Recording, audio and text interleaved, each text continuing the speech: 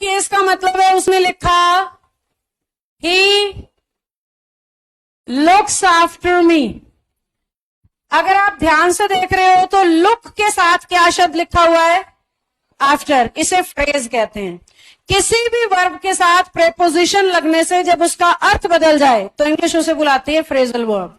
Look का मतलब देखना होता है और लुक आफ्टर का मतलब देखभाल करना। तो अर्थ में परिवर्तन हो गया, क्या लगने से? आफ्टर लगने से। तो इंग्लिश इसे बुलाती है कि ये फ्रेजल वर्ब है। हमें सेंटेंस के अंदर फ्रेजल वर्ब पहचाननी पड़ती है। उसने लिखा ही लुक्स आफ्टर, लुक के साथ आफ्टर यानी वर्ब के साथ प्रेपोजिशन देखते ही समझ जाना कौन सा केस है? Phrasal verb. करना क्या है?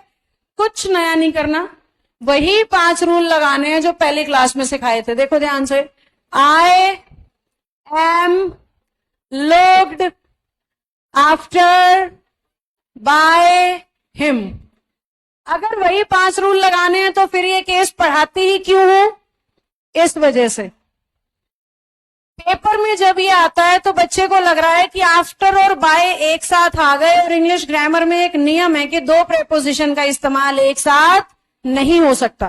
तो उस लॉजिक से बच्चा इस ऑप्शन को गलत समझ लेता है, जबकि ये ऑप्शन सही है क्योंकि आफ्टर यहां पे प्रेपोजिशन रहा ही नहीं। लुक आफ्टर एक फ्रेज बन चुका है, तो आफ्टर का रोल प्रेपोजिशन वाला माना ही नहीं जाएगा। तो इसलिए आफ्टर के साथ बाय है और वो ग्रामेटिकली बिल्कुल सही है। सिर्फ ये बात बताने के लिए ये केस पढ़ाया जाता है, नहीं तो बच्चे को पेपर में ऑप्शन में 2 प्रेपोजिशन दिखती हैं और उसे लगता है कि ये ऑप्शन गलत है। समझ गए हम बात को? तो ये केस पढ़ाने का कारण सिर्फ इतना सा है कि इसमें 2 प्रेपोजिशन एक साथ दिखेंगी, पर उसे आप क्या मानोगे? सही मानोगे।